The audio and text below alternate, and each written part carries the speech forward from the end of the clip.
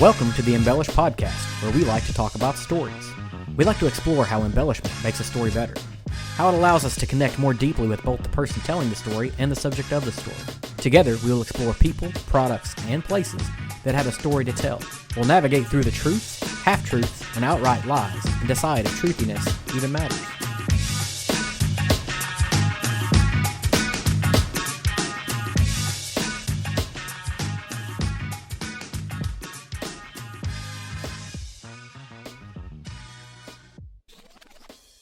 Over the last few weeks, we've examined a series of things that have a direct impact into the final flavor that comes to you in the bottle. The grain, the primary barrel, and the yeast all play significant roles in creating unique flavor profiles to each brand's particular offering. We are smack dab in the middle of a whiskey boom in the United States, which ultimately means there's a mad dash into the marketplace to capture your fair share of the profits that are being generated because of this growth. This isn't the first time, and it certainly won't be the last time that this particular consumer behavior has happened or will happen. In the late 1800s, the industry was booming in the United States. You'll find that many brands that you hold near and dear can trace their roots to this particular time frame.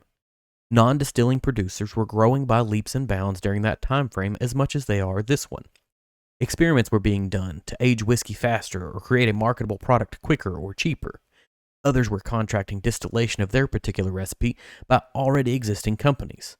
Maybe it shouldn't be hard to believe that the late 1800s go-to-market strategy wasn't too significantly different than that of the one today. Open a distillery, buy someone else's bourbon to sell while having someone else distill your recipe so you can replace your purchased already aged whiskey with something of your own design in the next 2 to 4 years. Experiments were being done to age whiskey faster or create a marketable product quicker and cheaper.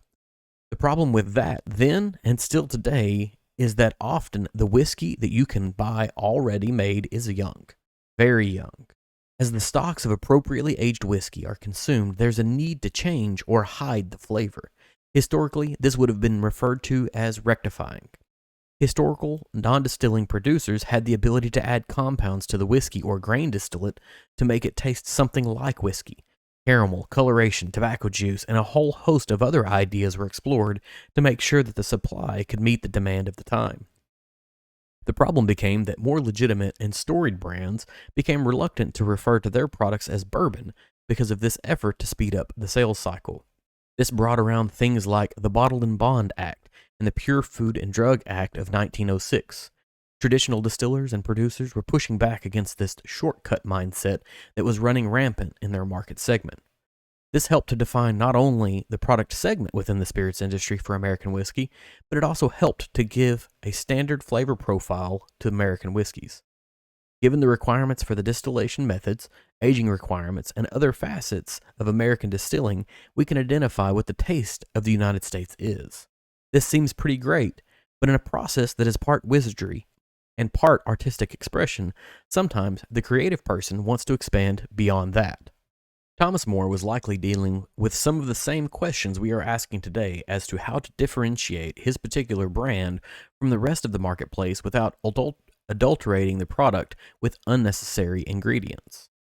For those of you like me that may not know who Thomas More is, he has a pretty significant impact on today's bourbon economy. More was born in Kentucky and led a life relatively common to the time.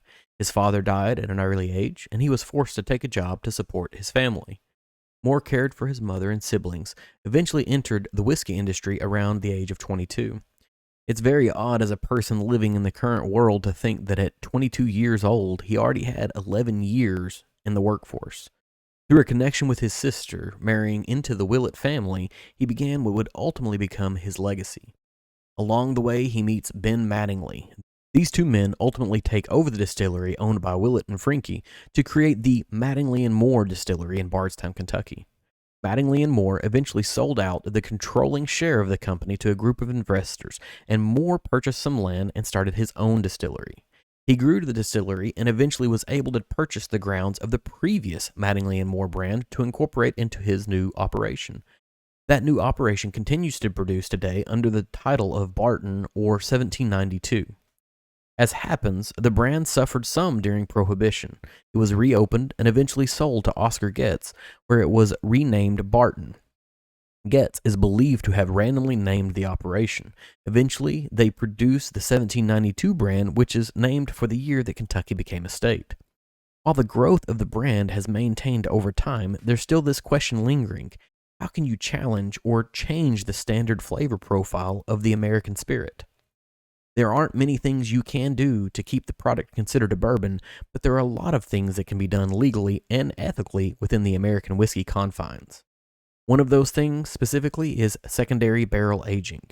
If the distiller puts the spirit into a second new oak container, they keep the bourbon dream alive. But as soon as you introduce a previously used barrel, you have to step back into the American whiskey world. But sometimes that step is worth it. A very easy transition is to that of wine barrels. And that's exactly what 1792 has done recently. They've revived the late Thomas Moore brand to release an ultra premium whiskey that has been aged for a secondary phase in ex wine barrels. While this methodology isn't entirely new, considering port and sherry finished whiskey is probably one of the older flavor enhancing steps that can be taken, the Moore brand explored something that was almost entirely unique to me. They aged in Chardonnay barrels. When I first saw this particular offering on the shelf, my immediate suspicion is that a lighter bodied wine like this would not hold up to the strong, almost oppressive flavors that come from aged bourbon. My understanding of Chardonnay wine being limited, it introduced a new rabbit hole for me to run down. I'll save you the details of that research and fall back to the impact that one might expect from Chardonnay finished bourbon. Some of the flavors of Chardonnay, being caramel, cinnamon, vanilla, and spice, can be considered table stakes for bourbon flavor profiles. But the unique aspects that it can bring to the table are things like butter, cream, smoke, coconut, clove. These flavors exist in some American whiskey, but aren't incredibly prevalent. One might even parallel the prolific nature of the base ingredients of bourbon and Chardonnay. In the United States, corn is the number one crop. And when considering only wine grapes, what is the most prolific grape in the United States? Chardonnay. In another parallel, the spirit once entering into the barrel is largely neutral, allowing the area it ages in, the barrel, and the yeast used to play roles in the final flavor. While the tastes may parallel to some degree, one might expect this particular wine barrel to brighten up the deep flavors that come from bourbon. Once we've explored the world of aging in wine barrels, is secondary flavor addition largely a choice of what wine barrel to use? For some brands, it will absolutely stop there.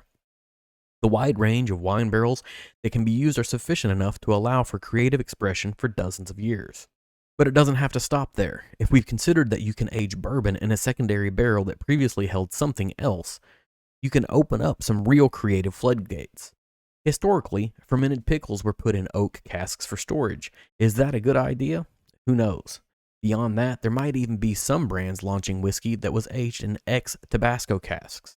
That begs the question of, yes, many things are possible, but are they profitable? This type of thinking outside the box in the spirits industry for a location to derive secondary flavors led our next distillery to create their own spin on a secondary aging barrel that once held their own spirit. They handed over their barrels to someone else to age a non-spirit in, and then brought the barrel back to the distillery to put whiskey in, hoping to impart some type of a new flavor profile. We've talked about Nelson's Greenbrier Distillery before, and you won't be surprised that we're going to talk about them again. They continue to be one of my favorite distilleries, producing a solid line of both non-distiller product as well as distilled on-site spirits. We know the Belle Meade line is sourced from another distiller and then bottled to suit their branding needs. A growing trend within the whiskey industry is to criticize or even diminish these efforts. There's a mindset that if everyone is buying from the same source, why are they all priced so differently? I try to avoid those types of comparisons because they are largely useless. Does the flavor in the bottle match the price I paid for it? If so, then what's there to complain about? If not, then I'll just move on. Maybe as an attempt to combat this mindset, Nelson's Greenbrier Distillery launched what they call the Belle Meade Bourbon Craftsman Cask Collection. The idea is to experiment with different cask finishes to produce unique and interesting flavor profiles. They have their share of wine finishes like any other brand, but one of the most highly sought after of the Craftsman Casks collection is that of the Belle Meade Honey Cask. What began as a symbiotic relationship between two homegrown brands has resulted in a lottery-only release of a fantastic finished bourbon. It all began several years ago with the distillery handing over several barrels that had been used to age some of their 10-year single barrel selections to the folks over at Truby Honey. Truby has been around for quite a while, and they focus on making what they call hedge honey. Hedge honey isn't quite as ostentatious as single source honey, but maybe it fits the agricultural nature of bourbon more appropriately. The bees that produce Truby's honey feast on whatever flora happens to be in the area of their hive. This blend of potentially different flavors was harvested and then put inside the barrels acquired from Nelson's Greenbrier Distillery. Once the honey reaches the smoky honey flavor the apiary is after, they return these honey-laden barrels back to Nelson's Greenbrier Distillery empty so that it can then be refilled with bourbon and aged for the right amount of months to hit the flavor profile that they're after. What results is slightly different than a bourbon that has been infused with honey. There's an impregnation that happens instead of an infusion. The yearly release has created quite the buzz within the whiskey community, leading to a lottery and an incredible markup in the secondary market. Whiskey purists probably feel more comfortable with secondary barrel aging because it doesn't seem to be too far removed from the traditional whiskey making process to be considered non-traditional. We have at least one more brand to go before we end our journey in additional flavoring that might be historically considered rectification, and another one to go that might mimic a process even older than American whiskey. Cherry is one of those flavors that already exists within the whiskey profile in a prolific fashion. Why add more? Probably because it represents your particular region's impact on the world's agronomy. I wasn't really aware of the abundance of the impact that the state of Michigan has on the cherry industry until much later in life. I was working for a company that one of the executives was a Michigander. My former boss's boss brought into our break room a bucket full of cherries fresh from Michigan. Growing up in areas that have cherries, you think you understand what the flavor of the particular fruit is supposed to be. Sometimes that's turned upside down when you taste what might be the central thought for what a flavor is. I'm not going to say that the flavor was transcendent or spiritual because I really don't like cherries that much, but I fully understand that my concept of cherry flavor was some muted sepia-toned version of the actual flavor. Rightly so, the state of Michigan can also stake its claim into cherry-flavored whiskey. Since you can't see me, I'm using air quotes around the word flavored. The problem is that artificial cherry flavor is much like artificial banana flavor. The fake is too far removed from the original to be even relatable back to the central flavor. How does one impart the flavor of cherry without capturing this imposter flavor to represent an offering from the state of Michigan? Traverse City Whiskey Company is situated in the cherry capital of the world, in the middle of a multi-generational cherry farming family. To represent their true identity, they take cherries grown on the family farm and steep them in the actual whiskey. While the honey addition might be considered impregnation, this is essentially making cherry whiskey tea. This steeping should allow for a more subtle influence into the whiskey. Success for the company is great enough to warrant a yearly cherry whiskey fest. For the second year in a row, we as consumers have had the ability to buy a kit and attend a virtual cherry whiskey fest and taste some of their distillery-only, barrel-proof cherry whiskey. The chance for them to grow awareness of their brand. It merges perfectly within a virtual community that is necessary during a national pandemic, but it really benefits those of us that are geographically removed from being able to attend but still have a good interest in it. I'm glad to be able to keep a library of these offerings to compare against each other from year to year. As they explore this avenue of flavor enhancement, their methodologies will likely change, as will the final output.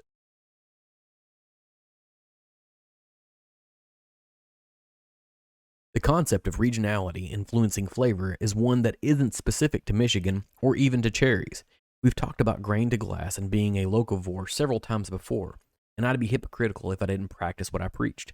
And that is what found me driving around the western portion of the state several months ago, visiting a handful of craft distilleries that reside west of Bowling Green, Kentucky.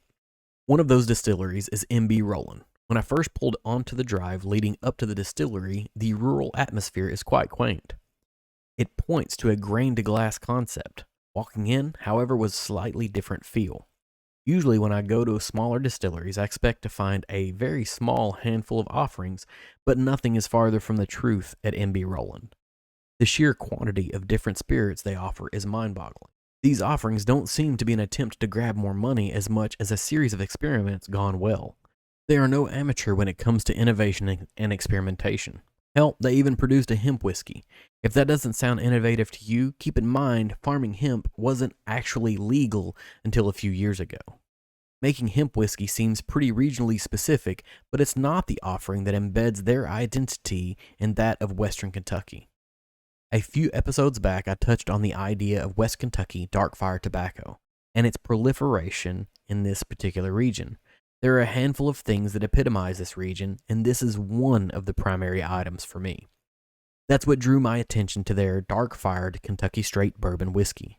How could they begin to think about capturing the essence of this process inside of a bottle?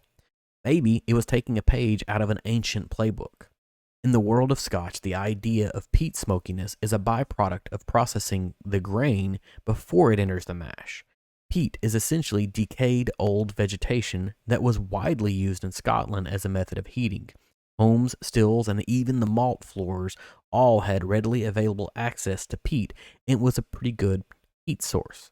Ultimately, however, it imparts a significant flavor profile into Scotch. There isn't much material, but what I can infer here is that M.B. Rowland has dark-fired their corn prior to mashing.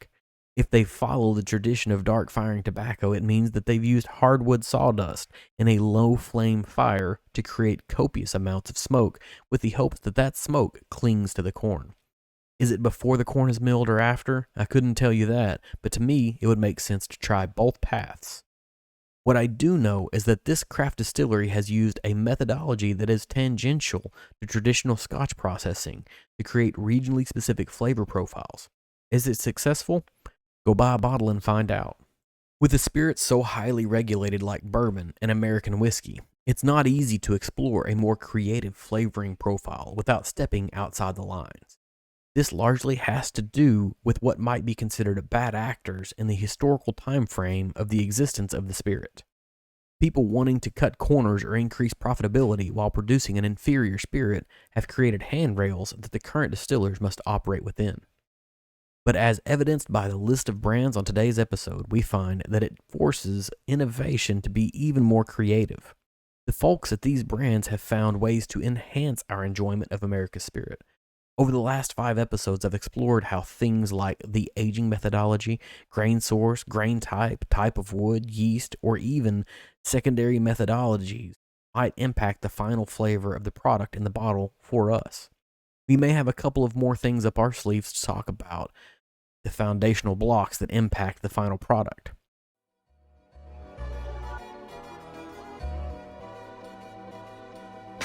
Thanks for listening to the Embellish Podcast. If you like what you heard, make sure you subscribe. Check out our website at embellishpod.com and follow us on social media at Instagram and Twitter to keep up with what we have going on. If you have an idea about a story we should talk about, send it to us at embellishpod@gmail.com. And remember, whether famous or infamous, a good story mixed with a touch of embellishment makes the food you ate, the drink you drank, and the places you visited just a little more memorable.